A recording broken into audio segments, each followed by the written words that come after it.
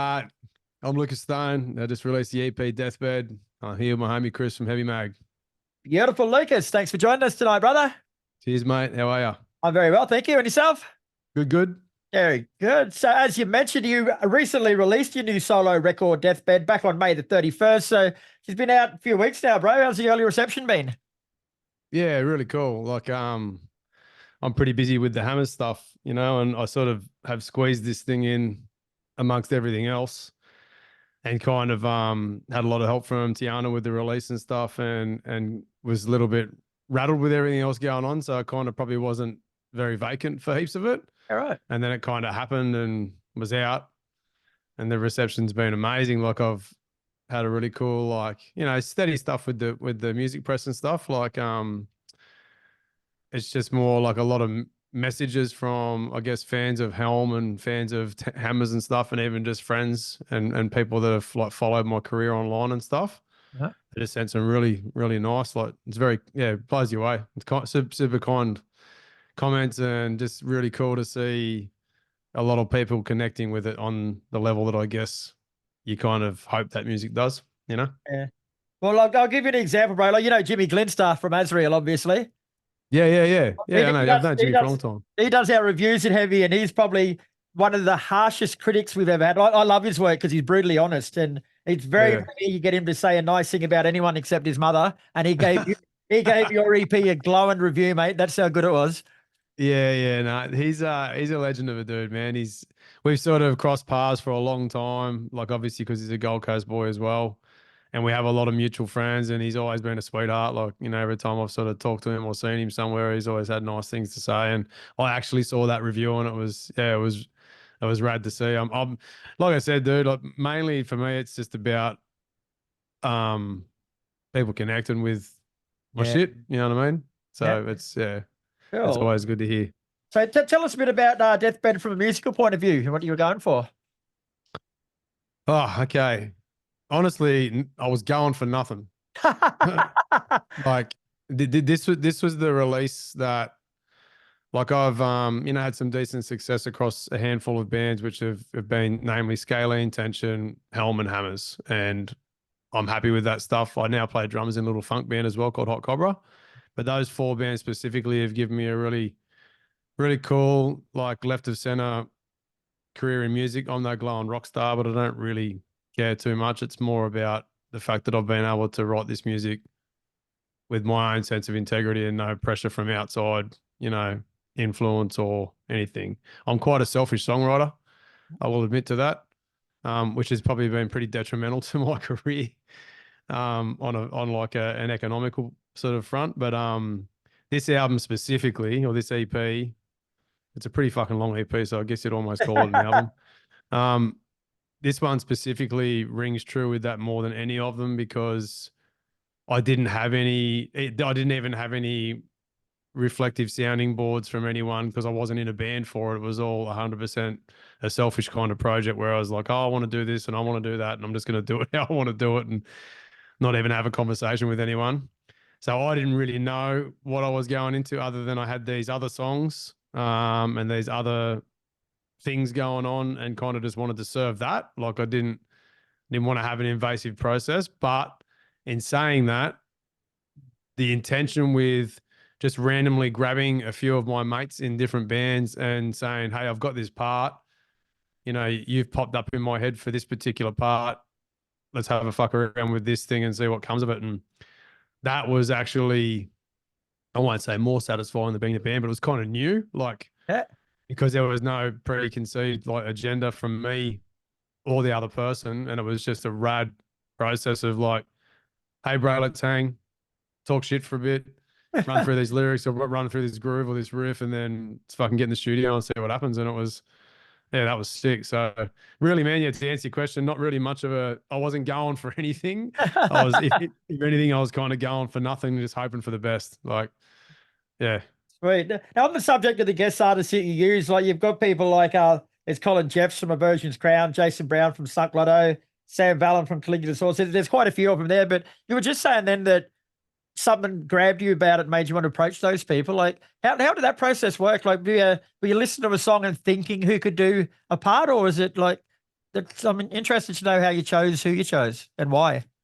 Well, I wanted it to be. There was a couple other people as well that were in the line, like Flino from Cog was. There's actually a song still outstanding that I might be able to hopefully get his pops on one day. There's like a secret track that will come from this. Spoiler alert. Um, and Nothing's that that spoiled that these that days. that one's yet to be finished. And there was also Kimmy from Dead Letter as well. He was a conversation for ages, and we just couldn't get that together because we're both so busy at the times that we needed to do it. But all the guys involved, and essentially they're just mates of mine from over the last 20, 25 years, 20 years that we've all shared the stage or shared processes as fellow musos. Like a lot of that older guard, like those two I just mentioned, and obviously Jace as well. Like, and then Nathan is like, fuck everyone really. Specifically those two that I just mentioned that aren't actually on the record, but Jason and me go back years and years. Nathan and I go back years and years. Even Mick and I, obviously Fish from Hammers, we go back years and years. And it's one of those things where as I was doing it, maybe there's a part of me that kind of felt lonely because of all the other shit I just said, where I was like, I didn't have a fucking band. So it was like, oh, I want to share it with someone, but I didn't really have like a plan. So those people probably just popped in.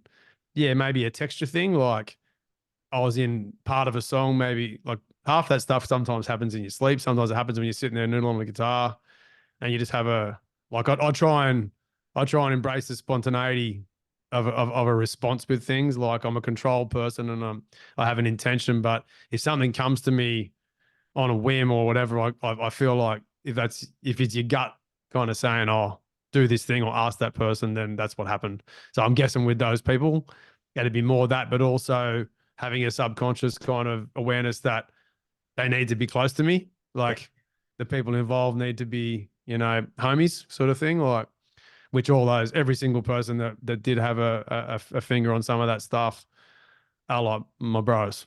Yeah. So, and the people that I had conversations with as well that didn't make it on there are my bros. Like they're this, guys that we've shared this together. Like we've shared all these years kind of thing, Yeah.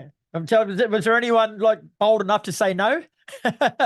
No one said no. Like, nah, like that was another cool part. There was like everyone's really keen. Like even with, like I said, with Kimmy and Flynn, it was more a matter of just not being able to get to each other and trying to clear the schedules and stuff. But no, everyone seemingly, people tell lies, but I don't really try to associate with too many liars.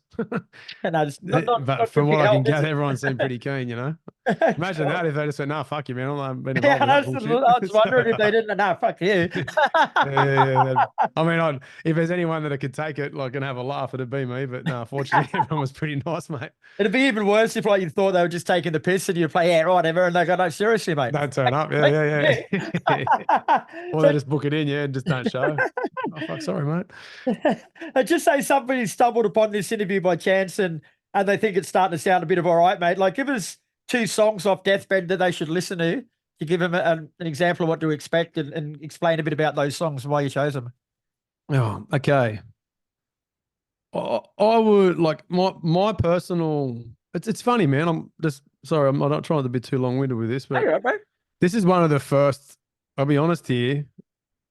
It's one of the first releases that I've actually like. Every time you write, like I write, so and I've contributed this all these releases across a couple of different bands over the years, and it's like I'm such a critical, push myself in and out of my body person to get the best result that I quite often don't enjoy my own shit.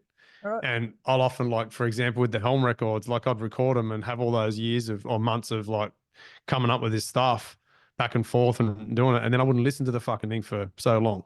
Yeah, right. So with this album, I've actually enjoyed listening to it, like as a listener. Like maybe it's because it's got the other people in it. Like, Yeah.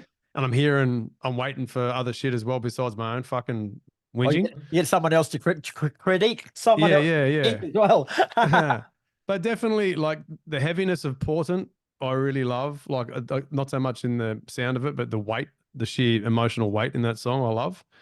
I think "Cross My Heart" is probably a special song for me in that I don't generally release that kind of music. It's closer to being like one of my older acoustic tracks turned heavy than it is the stuff that I generally write with like the bands that I'm in and have been in. Yeah. Um, so yeah, those two songs, and then Deathbed, the one that me and Jace did's definitely got some of the bigger hooks, I think, in it. So, but I don't know. Honestly, I kind of like I'm happy with the difference in texture with all of them, and I Yeah. think I feel like I've done an okay job at making it cohesive and still having a bunch of different, like, all the things that I love. Like, you've got some of those breakdowns, like in the middle of Deathbed and Important, almost goes back to that Nothing era Meshuggah. Mm.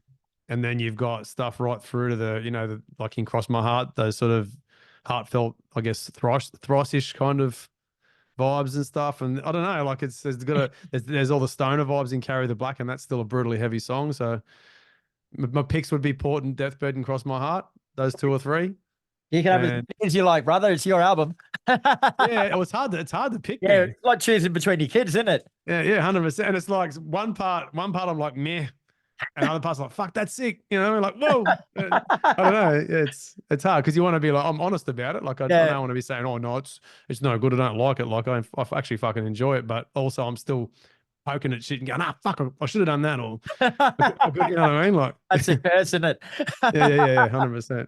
Never, the job's never done, mate, even when it's done. Yeah, I know that feeling.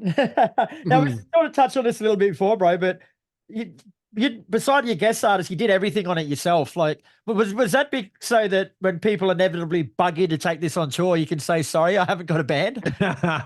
Oh, dude, 100%. But also, like, the guys in the band, oh, sorry, the guys in the band, the guys that have been in it, especially Dario, and even Ruckus from Hammers that plays drums, like, he's got designs. Both of them got designs all over us potentially touring it, and I just have no inclination at all to do that. But yeah, I don't know. Maybe, like, yeah, it's like, sorry, this is locked up. So, yeah, I haven't really thought about it too much, but yeah, Dario's definitely dropped a few, like, really unsubtle Yeah. hints, like, come on, cuz, let's take this on the road. Like, And then how did you go playing everything yourself? Like, are you adept at all the instruments, or did you have to sort of learn a bit more to be able to do the whole album?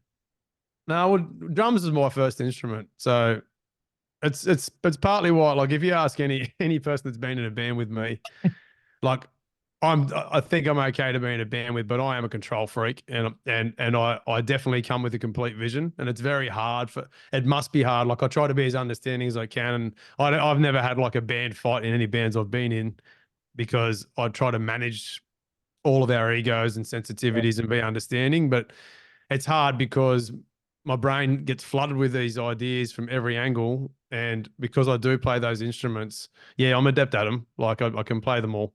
Definitely had to with my drums. When I started doing this recording, I had to go back and play for like a fair few months and get a bunch of chops up Yeah. that I hadn't actually done, especially because it was pretty metal. So I hadn't played double kick for years, like, properly, and it's always there. Like, it doesn't take too long to get back. But yeah, definitely, I would call, like, confident with those things. I definitely had to tighten a few screws. Mhm. The bass stuff is no dramas. But yeah, mainly with the drums, just sort of sitting on the kit again for a few months, and running the click and running the tracks, and just making sure that all your connective shit between your brain and your limbs Yeah, is cognitive, tight. I think they call it, don't they? What's that? Cognitive functions, is that what they call them? Yeah. And as you get older, it gets a bit harder. You know what I mean? They vanish completely, mate. It doesn't get harder. Yeah. Yeah. I will say, like, for Carry the Black and Old Horse New Town, the guy that played the bass on those two tracks, because I didn't play bass on those, I only played bass on the other three, Yep. or four, including the song that's not released yet. Um, Simon Ray's was the first person. I've got to say this on here because he's not on any social media. He's a total, like a nomad kind of dude. Simon Ray's is my first best friend in music and in life, and we started playing music together. Like, we literally decided when we were 12 years old, hey, dude, let's get a guitar and become rock stars. Beautiful. And he goes, I'm going to play the bass, and I was like, I'm going to play the guitar. So we did that, and I'd been fucking with the drums for a while already, so I had a decent idea about music and what I wanted to do. He played bass on those two songs. He is the great, I'm not being biased here, but he's the greatest bass player I've ever seen, like creative bass player I've ever seen in any band or global stage anywhere. Wow. Bit And he cold. played the bass on those. He's one of those dudes that plays with his fingers only. And there's bass players and there's people that can play the bass, and then there's people that were born with a bass in their hand, and they Just are feel very it. few and far between. Yeah. And he's another like Flea or Claypool or Steve Harris and he's a local dude that lives in Wollongong that no one knows other than his mates, and he's literally the best bass player ever. So he did that stuff. I didn't do that on those 2 tracks. Yeah, right. Cool, Yeah. cool. Now we're gonna have to be careful how you answer this one now, because I'm guessing Tiana wrote the press release. Yeah, she Yeah, did. so we're gonna have to be careful. She's saying that Deathbed is a true representation of who Stone is. Did you agree with that statement? Yeah. Yeah, definitely. Like, I think that's what I meant before with when you asked me about my intention. I feel like this is a really automatic writing process. And I've been pretty vexed over the years about like what I let out of the gates when I'm writing stuff, and sometimes it feels like things just get given to you. And in my experience, every time I get a song that comes in like 5 or 10 minutes and it's like almost the whole song, I'm always suspicious. because to me it's like, oh, you haven't really done any work for this track.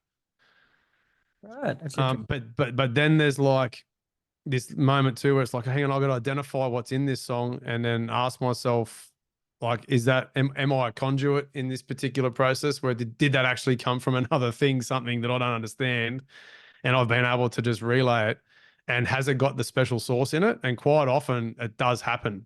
Yeah, right. Now, but most of the time, like I work so hard at like creating like dynamic fluctuations and like a journey kind of concept for the listener. Even though I'm a selfish writer, I'm thinking about the journey the person's on when they're listening to whatever it is I'm writing. Like some of the Helm stuff goes for like 12, 13 minutes.